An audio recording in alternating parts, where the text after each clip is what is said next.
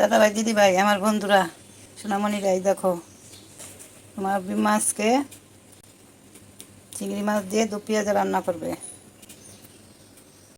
চিংড়ি মাছের দো পেঁয়াজা, চিংড়ি মাছগুলোর মধ্যে এখন একটু লবণ একটু হলুদ মেখে ভেজে নেব হালকা করে। এই বন্ধুরা তেল গরম হয়ে গেছে, সর্ষের তেল। এখন চিংড়ি মাছগুলো ভেজে নেব হালকা করে, ভেজে নেব চিংড়ি মাছ। বন্ধুরা মাছগুলো ভাজা হয়ে গেছে হালকা করে, এখন তুলে নেব।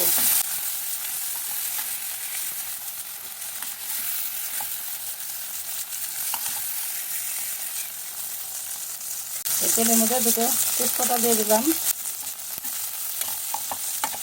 পেঁয়াজ বাটা দিয়ে দিলাম। পেঁয়াজ বাটাটা একটু ভাজা হয়ে গেলে অন্য মশলা দেবো, আদা রসুন গুঁড়া মশলা দেবো।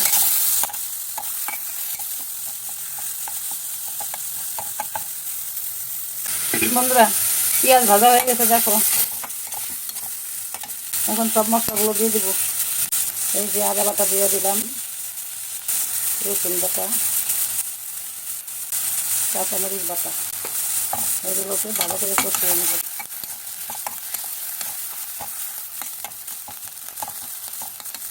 মশলাগুলো কষানো হয়ে গেলে গুঁড়া মশলা দেবো।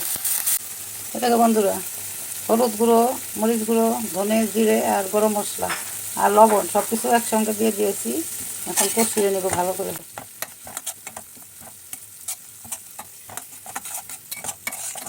জল দিয়ে এগুলোকে ঢেকে দিয়ে একটু কষিয়ে নেব মশলাটা ভালো করে।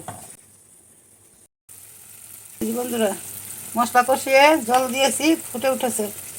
4-5টা কাঁচামরিচ একটুখানি চিড়ে দিয়ে দিয়েছি। এখন মাছগুলো দিয়ে দিচ্ছি।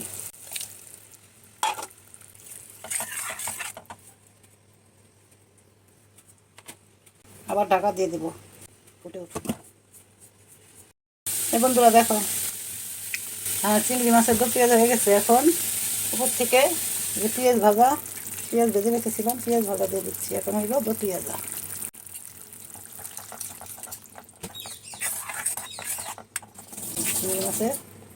চিংড়ি মাছের দো পেঁয়াজা কমপ্লিট। নামিয়ে দেব।